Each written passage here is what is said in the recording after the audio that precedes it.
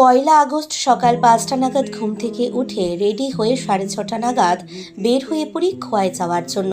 কারণ খোয়াইতে ছিল নাচ ও গানের পরীক্ষা। তাই নাচের পরীক্ষা আমি নিলেও গানের পরীক্ষা যেহেতু আমার গুরুমা নেবে, আমার সঙ্গে আমার গুরুমাও গিয়েছিল।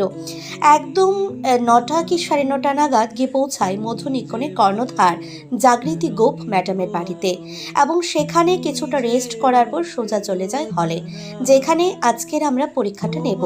আজকে সম্পূর্ণ দিনই থাকবে শুধু নাচের পরীক্ষা। ২রা আগস্ট অর্থাৎ তার পরের দিন থাকবে গানের পরীক্ষা।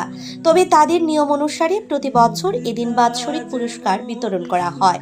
আর সে মোতাবেক এখানে নানান ধরনের অতিথি, এমএলএ থেকে শুরু করে বিভিন্ন অতিথিদের সম্মান জানানো হয় এবং তাদের উপস্থিতিও লক্ষ্য করা যায়।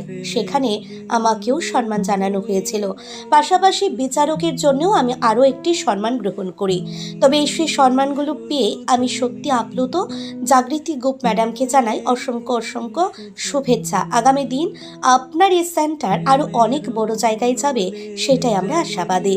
তবে এই পরীক্ষা নেওয়ার পাশাপাশি সেদিন হয়েছিল পুরস্কার বিতরণ অনুষ্ঠান। আমরা যা জানি যে বাচ্চাদেরকে আমরা যেমনভাবে তৈরি করব, বাচ্চারা ঠিক তেমনভাবে তৈরি হবে। আজকের এই বাচ্চাদের দেখে আমরা সেটাই দেখতে পেলাম। জাগৃতি গোপ ম্যাডাম এত সুন্দর করে বাচ্চাদের প্রশিক্ষণ দিয়ে থাকে যে তাদের নাচ ও গান দেখেই ভালোভাবে বোঝা যায়। তারপর গোটা দিনের নাচের পরীক্ষা শেষ করে আমরা চলে যাই বাড়ি। সেখানে রেস্ট করি, অনেক গল্প গুজব করে ঠিক পরের দিন সকাল ওই ৮টা নাগাদ বের হয়ে পড়ি আগরতলা আসার জন্য। আজকের মতো এটুকুই। কেমন লাগলো জানিও। Tata, bye bye.